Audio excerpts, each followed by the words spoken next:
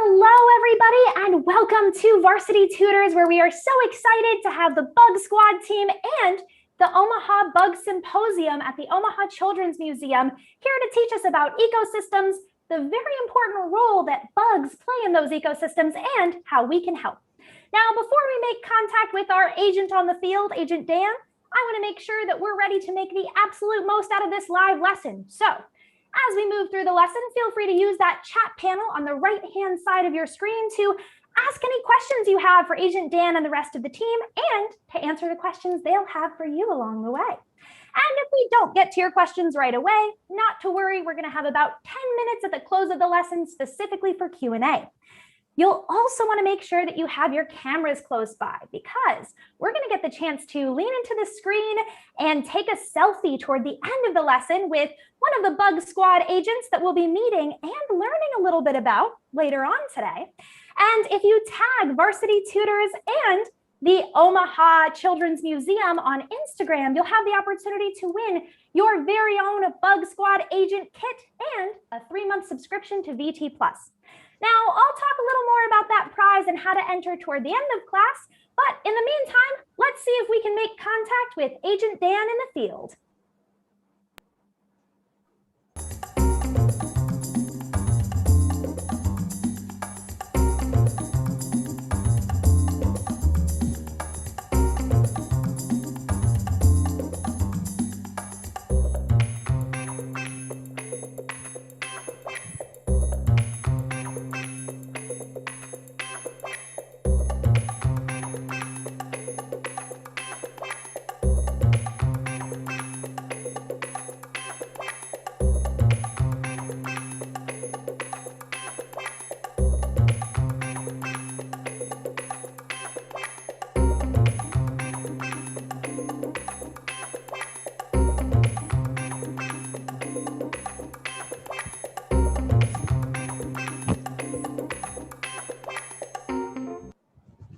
Hello, everyone. Welcome to Bug Squad HQ. My name is Agent Dan, and I'm part of the human division here at Bug Squad headquarters. Now, Bug Squad is a team of super bugs that work together to fight their enemies and protect the environment. Although we may not always see them, they're working hard to keep our surroundings healthy. Now, I'm so glad that all of you are here today because Bug Squad is in need of some new recruits, and I think you all would make excellent candidates. What do you think? Would you like to join the Bug Squad? All right, well then let's make like a grasshopper and jump right into your training. Now, did any of you notice that each superbug is a different color, shape, or size? Yeah, that's because each squad member is unique and has their own skills that they bring to the team. Now, part of your training today is to learn each bug's superpower. So let's take a closer look at some of these superbugs.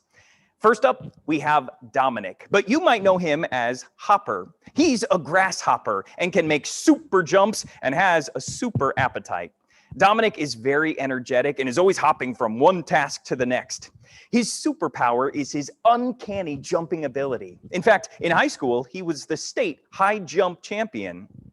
Next up, we have Mariposa. Mariposa is a butterfly and can fly long distances. Her superpower is transformation. She can change from a caterpillar to a butterfly, and she can even transform her appearance by changing the color and patterns on her wings. This can be a great way for her to blend in when gathering secret information on a mission. Oh, it sounds like we've got a message coming in. Hola, mi amigo. I heard you have some new recruits in HQ today, and I wanted to say hello. Well, hey, Mariposa. You know, we were just talking about your superpowers and how you use them to gather secret information on a mission. Maravilloso. How wonderful. I love flying to all different parts of the world. There is so much to learn. Gathering information is important to our missions. Without the knowledge we collect, we wouldn't know how to best handle a situation. That's right. For example, Bug Squad's most important mission is helping the environment. So we can gather information about the health of the air, the soil, even the water supplies. See, the world is so beautiful. It is full of different plants, bugs, animals, and humans. We need to understand how everything works together to keep a happy, healthy environment. I always say, la mejor manera de comprender la diversidad del mundo y sus habitantes es explorarla. The best way to understand the diversity of the world and its inhabitants is to explore it. Have fun training, everyone. Adios! Adios! Mariposa's right. There are a lot of different ecosystems in the world, like deserts, rainforests, oceans, and grasslands. Each has its own biodiversity. Now, biodiversity means that there are a lot of different types of plants and animals in an area. The more types of living things an ecosystem has, the healthier that ecosystem is. So having a lot of superbugs in an area is a great sign of a healthy environment. Now, speaking of superbugs, I have a very special superbug in mind to brief us about Mission Possible. Let me see if I can get the Bug Squad director on the phone. Director, are you there? What's up, friend? I heard you had the new squad members up there today. I sure do. And we were just talking about the indicators of healthy ecosystems. I thought you might like to talk to them a little bit about it. For sure. Tell you what, why don't you bring the recruits to B level and we could talk face to face. Permission granted to prep them. We'll see you shortly. Yes, sir. Oh, this is very exciting. B level is bug level. But first, we need to get all of us human agents' credentials into the system. So here's what I need you to do. Everyone, take your fingers and put them at the sides of your head like bug antennae and wiggle them around. Oh, very good. All right, scanning agents now. Agents accepted. All right, here we go.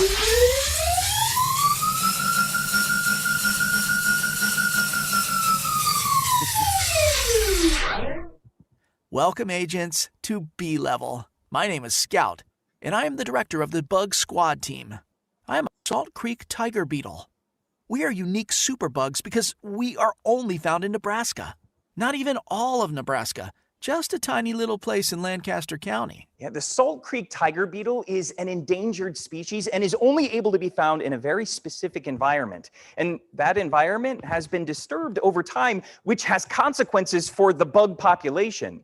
Now, when a species is labeled as endangered, that means that it's at risk of going extinct, not existing anymore. It's true. There are only 15 acres of remaining habitat for us to live in.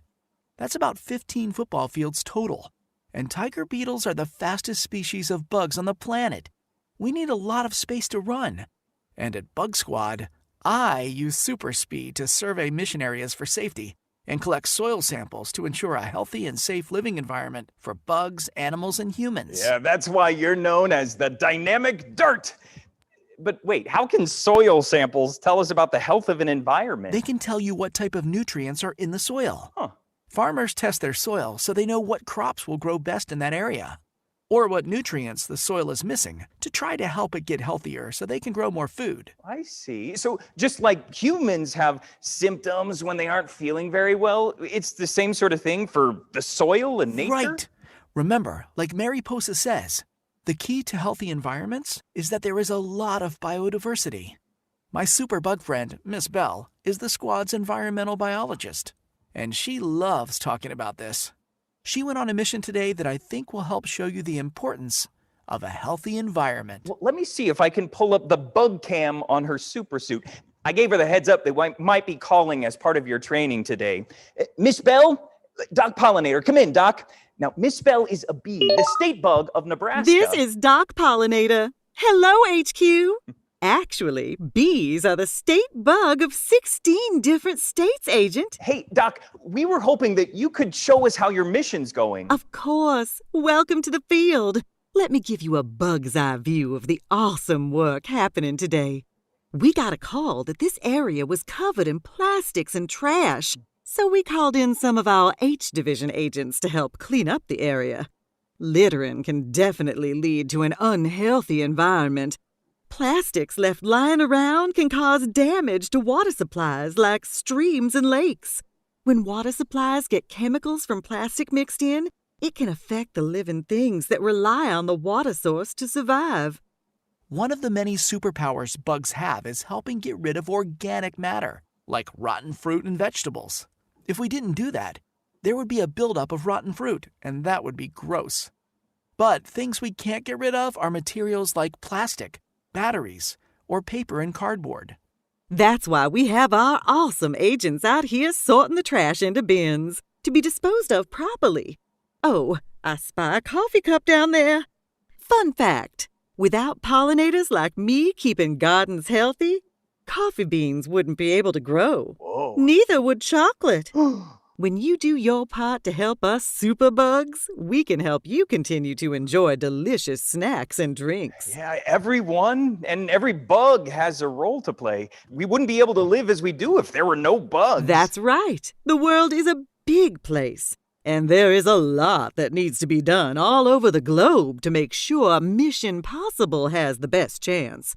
But if everyone can focus on the changes they can make at home or in their local community, then it helps. Yeah, the point of Mission Possible is to make sure that we're taking care of the living things around us. And we can help in a lot of different ways. Recycling and disposing of your waste properly is a huge part in keeping your local environments happy and healthy. You can also plant flowers or plants in your communities that help bring in superbugs to pollinate or help foods grow. Best of luck, new recruits. Thanks, Miss Bell. Well, friends, I have with me a few other agents from Bug Squad here. Dave and Andy from the Omaha Bug Symposium are here to share with us some of their real live bug friends. So take it away, fellas. All right, well, thank you, Agent Dan, and thank you, Scout. We just want to say thank you to the Omaha Children's Museum and everybody who shined a light on our most favorite insect, the Salt Creek tiger beetle. It's an endangered species here in our home state of Nebraska, but wherever you are in the world, there's probably an insect out there, a bug, that needs your help. And you know what we mean when we say bug, right? I mean, what makes a bug a bug?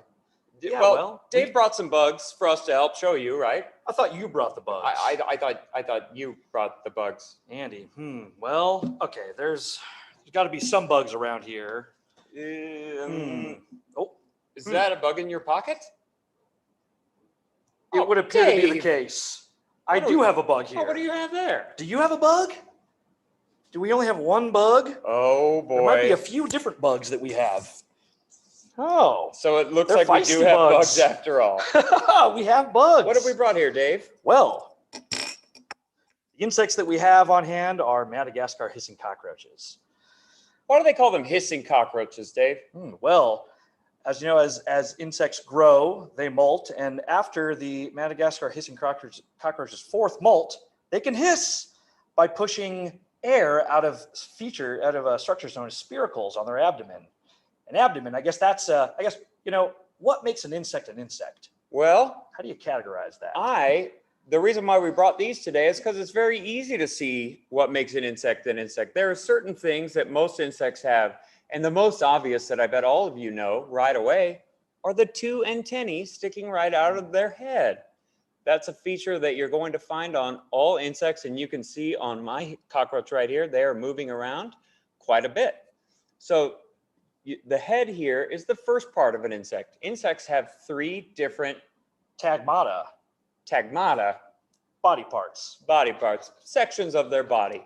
So the first is the head, where obviously their mouth and their antennae and their eyes are, just like we have. The next part would be where their legs are, which is called their thorax. The thorax is where the legs are attached. And I don't know if you can see here at home, friends, but you'll notice 3 legs on this side and 3 legs on this side. Another thing that makes an insect an insect. All legs. insects have 3 pairs of legs, which means they have six legs each. The thorax is also typically where the 2 pairs of wings are mounted on an insect. However, with the Madagascar hissing cockroaches, they're a little bit unique.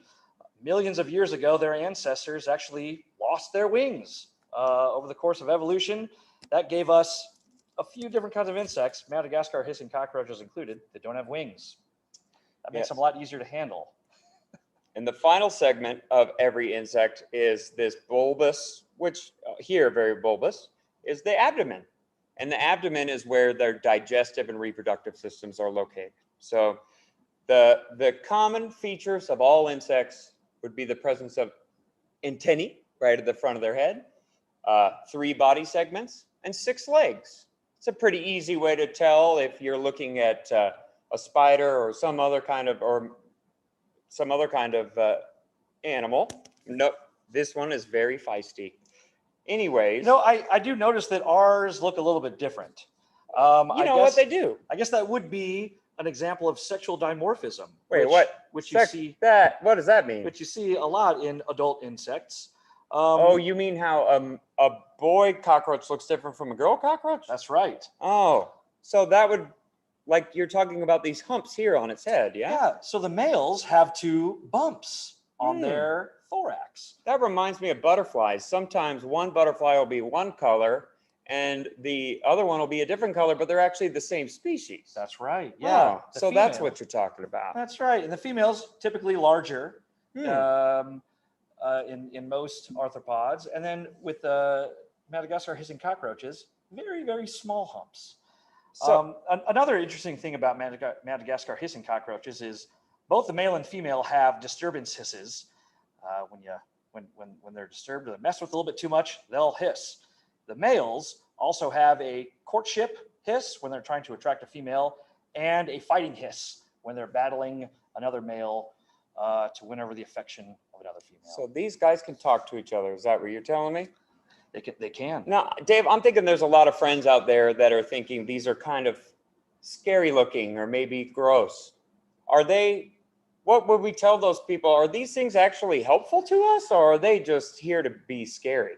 So, first and foremost, 99% of cockroaches are not pests, these included. The Madagascar hissing cockroaches, they live in the forest floor in Madagascar, an island off Africa. They eat rotting fruit, rotting logs, dirt. As we've discussed, they're great at decomposing. And, what would we have without decomposers? So cockroaches, including the Madagascar hissing cockroach, provide a very beneficial function for all life on Earth, and they help with decomposition. So I'm guessing that our friends out here can think of another bug that helps us in our everyday lives. I mean, it's summer here in Nebraska, and I'm starting to see one of my most favorites, the butterfly. Yeah. There's a lot of different other kinds of benefits that insects can provide, and one of the benefits is pollination. And what do you know? We have a nice little diagram, a nice little visual aid to talk a little bit about the life cycle that some pollinators go through. Yes, because it's that time of the year where we're all planting things in our yard, and there are certain plants that are more helpful to our local bug friends than others. But to really understand what the right ones to put in your yard are, you have to have an understanding of what the life of a butterfly is like. Many of us have seen these beautiful butterflies flying around, but they don't start out life that way, do they, Dave? No, they don't. No, Not if they go through complete metamorphosis. Which is the diagram we have here. So we're just going to go through the life cycles and talk about what different plants this animal would want at that time. Yeah, believe it or not, throughout their different life stages, they do require different resources. So as an adult butterfly here, what is it going to be looking for in your garden? Mainly nectar and pollen. Pollen to help distribute, depending on the pollinator that is, but nectar to eat for fuel. And is it just butterflies that are out there feeding on the nectar of the flowers and pollinating? So pretty much anything that crawls on a flower technically can be a pollinator, including your finger if you rub it across in the right way. But the nectar is what attracts what we normally think of as pollinators to a plant, and that can be flies. Sometimes there's plants that bloom at night that moths are really good at pollinating. Beetles that crawl on it, butterflies, obviously. Ants that might be crawling, obviously bees. If you crawl across a flower, it's highly likely that you're pollinating. So native flowers are good for the adults, But do I need something different for the larvae here? So adult butterfly lays eggs like all insects do. And these eggs are going to be laid on whatever plant the caterpillars or the larvae, plural, like to eat. So in the case of this swallowtail here, it's going to be perhaps laying its egg on something like dill or fennel. Something in the carrot family. Something in the carrot family for this example, but there's different plants for different bugs. Once this egg hatches, this beautiful caterpillar or larvae is going to come out and feed on the leafy green parts of the plant, the leaves.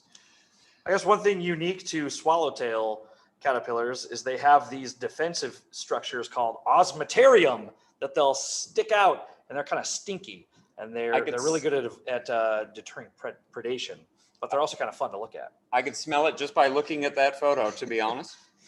And once the caterpillar has eaten, gotten all the nutrients it needs, it will start to go through the biggest change of its life, where it starts this stage called the pupa. And the pupa is a very transformative stage where it picks one spot and hangs there while it changes into this beautiful butterfly. So it's also important to consider that certain insects might want to have some protected spots in your yard where they might feel comfortable making this chrysalis. They obviously wouldn't want to do that just out on the sidewalk now, would they? But maybe in a nice, more heavily planted area with lots of weeds and bushes, they'd feel much more comfortable. I know I would. So if you plant native flowers, plants that are native to whatever area or state you live in, you'll be able to pretty effectively attract the adults and other pollinators.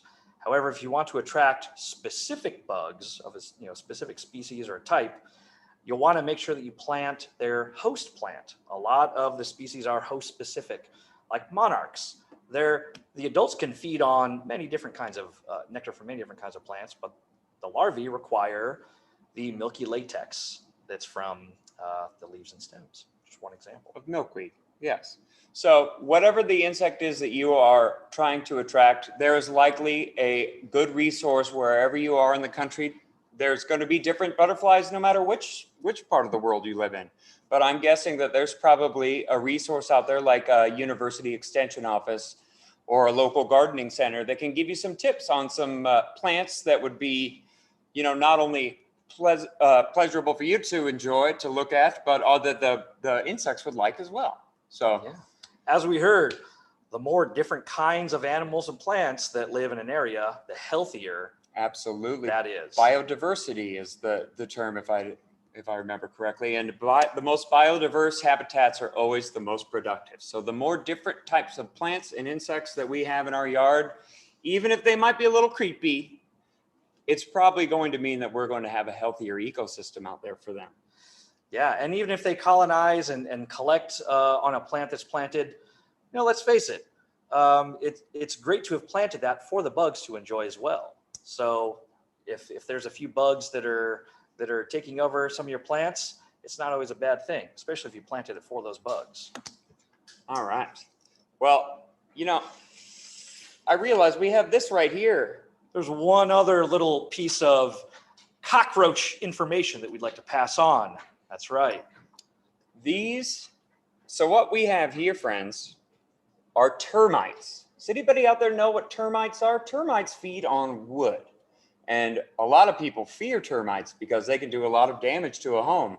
However, just like cockroaches, they are a very important decomposer, because if it weren't for the decomposing that the insects were doing for us, we would have massive buildups of waste in many of our environments. And it might be quite interesting to note that these guys have recently been basically considered to be cockroaches. So where we used to consider termites and cockroaches to be a different group, these are just a smaller, different type of cockroach. So thank you very much for listening to us. Hopefully we have given you some ideas on how you can help the bug friends in your area. And again, we'd like to thank the Children's Museum for all the help they've given to our precious Nebraska insect friends as well. And we hope that you guys go out and research how bugs help you and how you can help bugs yourself. With that, we'll turn back to you, Dan and Scout. Agent Dan, thank you so much. Thank you, Dave. Thanks, Andy. All right, friends. I have one last part of your Bug Squad training today. We're going to focus in on one way that we can really help our local environment in a way that we can help our bug friends as well. So we're going to talk about ways that you can make sure you're disposing of your waste properly. So I have kind of an interactive activity to do with all of you out there. Right back here, I have different kinds of waste that we might be getting rid of. And I have 3 different bins that we can put this in. I have a bin for composting, I have a bin for recycling, and I have a bin for hazardous materials over here. So I'm going to pick up one of the kinds of waste that we might be getting rid of. I've got some cardboard and a plastic bottle here. So I want all of you out there, wherever you're at, I want you to answer this question out loud, or maybe you can even type it into your messaging system. I want you to tell me which of these 3 bins would you put the cardboard and the plastic bottle in? Would you put it in the hazardous materials bin, the recycling bin, or the composting bin? If you said recycling bin, you're exactly right. We can take our cardboard and we can stick it right into our recycling bin. With our plastic bottle, before we put it in our bin, we're going to check the bottle. So a lot of times with plastic bottles and plastic containers, you'll look for a triangle symbol that has a number in the middle of it, because not every recycling center will take every type of plastic. So check to make sure that the number on your bottle matches up with what your recycling center takes. And then you'll clean it out, make sure it's nice and clean, and stick it in your recycling. All right, I've got another example. Right here, I have a banana peel. So are we going to put our banana peel in the hazardous materials bin, in our recycling bin, or in our composting bin? If you said composting bin, nicely done. We're going to take our banana peel and put it right in there. So banana peels and vegetable peelings and an apple core, all of those things are really good at breaking down into a nitrogen-rich compost, which gardens love. And so we can use this and put it right back into a garden, and then the plants can grow up, and bugs love all sorts of plants. All right. I've got one more set of waste material back here. I have a battery and some cleaning supplies. So with a battery and cleaning supplies, will I put those in my hazardous material bin, in my recycling bin, or in my composting bin? Which one of those 3 do you think it fits in? If you said hazardous materials bin, give yourself a pat on the back, because you're exactly right. So with these kinds of materials, it might require a little bit more research, a little bit more Googling. So with batteries, you might want to check with your local waste authority to figure out what kinds of batteries they take. They might be able to dispose of them for you. Or with some batteries, you might actually just toss right in the trash. So we'll put those in our hazardous materials bin there. And then with our cleaning liquids, depending on if you are on a municipal sewer line, with these, sometimes you can dump them straight into your toilet and then just flush the toilet, and it's safe to dispose of it that way. And that way, we'll keep harmful chemicals from getting into, for example, our groundwater, which could do damage to the environment around us, and it could do damage to even our bug friends all around us. All right. Nicely done, friends. Thanks so much for helping me to organize all of these different waste materials into the different bins. This is one great way that you can help your local community. And, you know, there's lots of other ways that we can help our local environment. In fact, Director, I was thinking of a way that we could help our local community. What if we create a petition to change the state bug of Nebraska to the Salt Creek tiger beetle? While what Doc Pollinator does is incredibly important, she already has 15 other states rooting for her. Maybe we could focus on all the good the Salt Creek tiger beetle does. After all, you're unique to our state and could use a little help to thrive in the wild again. That's a great idea. It could bring more attention to the importance of protecting biodiversity. You've got mail. Aaliyah, our resident web expert, just sent something over. Huh. Looks like she created a QR code linked to a petition. Oh. That was quick. I guess having 8 hands means you work 8 times as fast. In just a moment, we'll invite you to scan this QR code with us. But first, Director, I think these new recruits are ready to take the Bug Buddy Pledge. Recruits, do you promise to help with Mission Possible, whether that means cleaning up in your backyard or going outside and exploring and learning about the different bugs around your house? If so, say yeah. And most importantly, do you promise to share the buggy knowledge you learn with your family and friends? Everyone say yeah. Excellent. All right. Everyone repeat after me. We recycle to protect. We recycle to protect. We observe to learn. We observe to learn. Whether near or abroad. Whether near or abroad. You can count on Bug Squad. You can count on Bug Squad. Congratulations, everyone.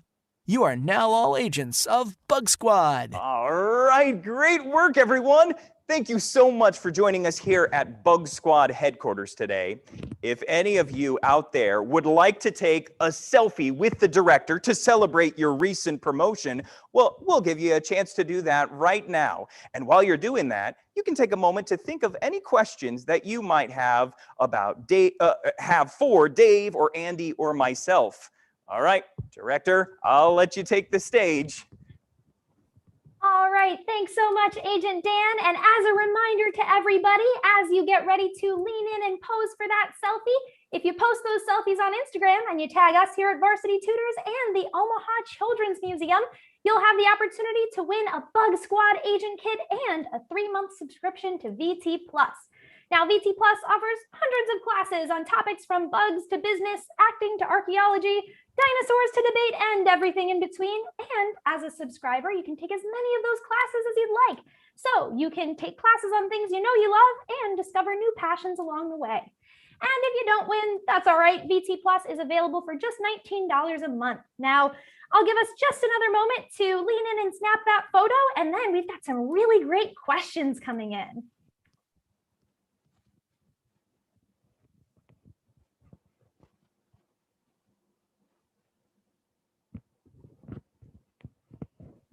All right, everybody, are we ready for that Q&A? I'm ready for a Q&A. All right, let's go for it. So we had lots of really wonderful questions, and you guys have answered quite a few of them as we've gone through today's class, but we had some questions. We got to hear a little bit about why some of our bug friends are so helpful, from decomposing to pollinating. We'd love to hear a little more about some of the other bugs on the Bug Squad team and how they help out the environment around them.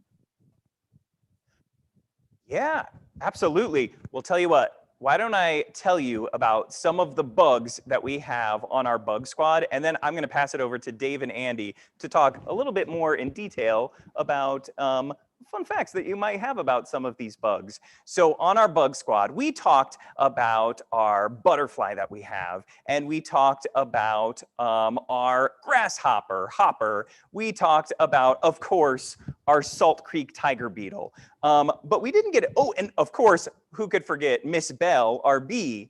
But we also have lots and lots of other bugs on our Bug Squad. So we have, and yes, we've got Mandy, our praying mantis. We've got an ant on our Bug Squad. We've got a cricket on our Bug Squad. We've got a dragonfly on our Bug Squad. We've got a spider on our Bug Squad. Let's see, who am I missing on our bug? It's a full group here. Let's see, our praying mantis we talked about, our dragonfly, and termites. All right, so fellas, Andy and Dave, I'm gonna pass it over to you to share any fun facts that you might have about any of those members of our bug squad. Absolutely. Thank you, Dan. As you were going through that list, I was thinking about another major group of animals that really help us, where we talked about the decomposers, like the termites and the cockroaches. We talked about the pollinators, like the bees and the butterflies. But let's talk about maybe some of the little, maybe scarier ones, like a praying mantis or a spider or a dragonfly. And the thing that those have in common is that they are predators. So while caterpillars are out there eating leaves, you might see dragonflies. One thing that they do for us that I really appreciate is that they eat mosquitoes. And they eat more mosquitoes than any animal on the planet, even bats, which is kind of a fun fact there. And I gotta believe that we have lots of friends out there that would like to say thank you to the dragonflies in their neighborhood for taking care of the mosquito populations. I know I'd prefer to see dragonflies over mosquitoes. You didn't think of a dragonfly as an apex predator, did you? Yeah. No, but boy, are they. They have a voracious appetite. Yes. So it is always important to promote the presence of predators as well as the herbivores, because if it were just caterpillars and other things out there feeding on your plants and there was nothing that was taking care of their populations, we could be in a bit of a problem there. I have nothing for my salad. Yes. So while it's important to have the pollinators and the decomposers, predators are also an important part of any food web. Yeah. Great question. Yes, I completely agree. Wow, it's definitely pretty important to think about how all of those creatures that we might consider pests actually help us a lot along the way. Now, I had a couple of folks who were kind of wondering, it sounded like Miss Bell has lots of states that she represents as the state bug, and we're wondering why that is and how being a state bug can be helpful to that creature. That is an excellent question as well. Would you like to take this one, Dave? What was the first part of that question? So the first part of the question is, why are there so many states that have the European honeybee as their state insect? Sure enough. Well, without going too much into the history, a lot of states develop, they have state plants, state fossils, state birds, state insects. A lot of, as far as I know, a lot of the insects were established back in like the 1940s and 50s.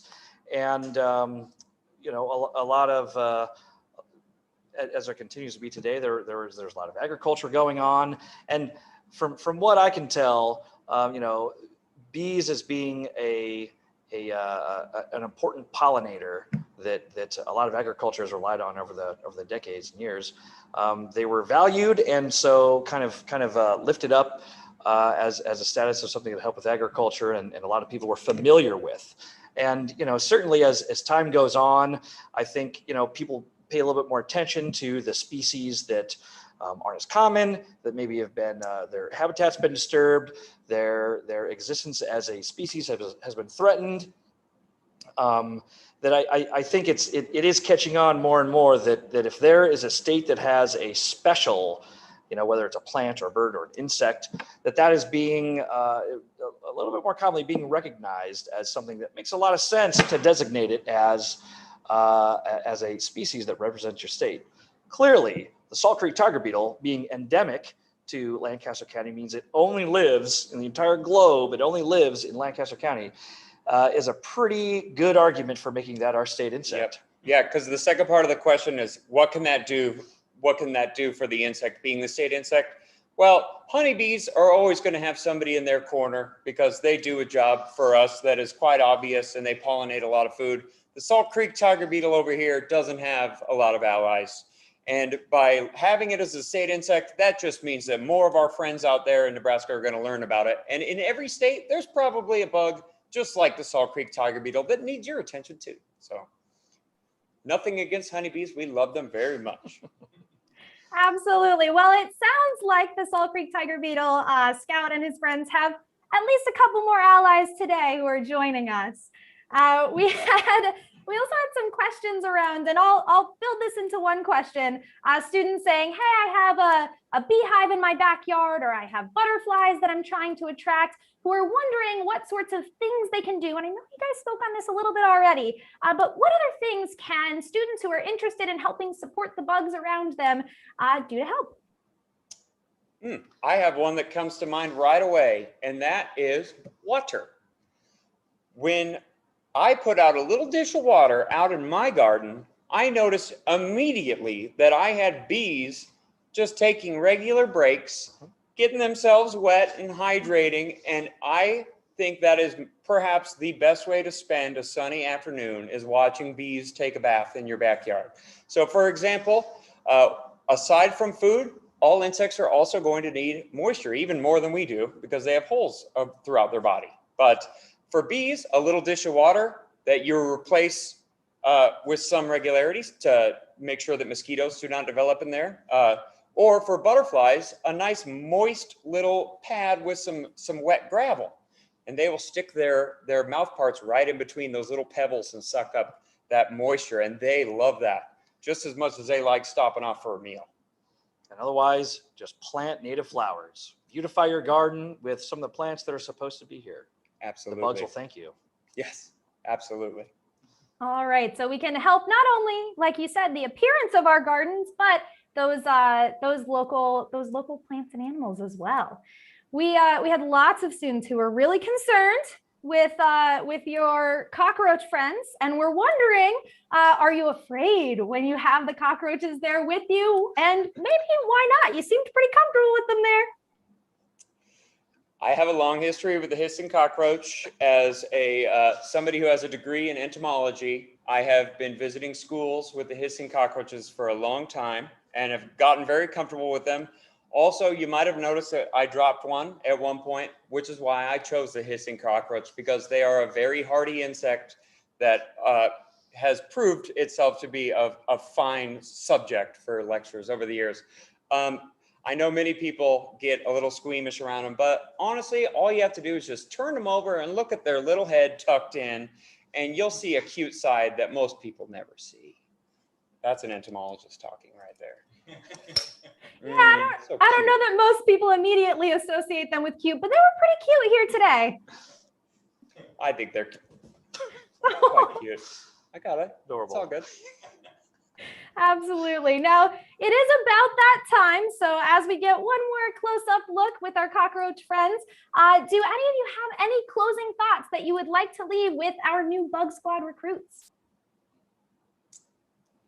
I would just say, take as much time as you can this summer to get out there and enjoy the beautiful insect friends that we have living all over our country.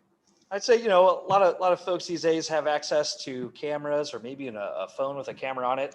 Get outside, take as many photos of bugs as you possibly can. Take a photo, take that inside, look it up on the internet, learn as much as you can about the plant, about the bugs that live around your area or where you go hike. Learn what they like. Just learn as much as you can about bugs, because you'll find that everything is connected to bugs. Yeah, and if I can add one last thing, I'm gonna bring the mic slightly closer to my face.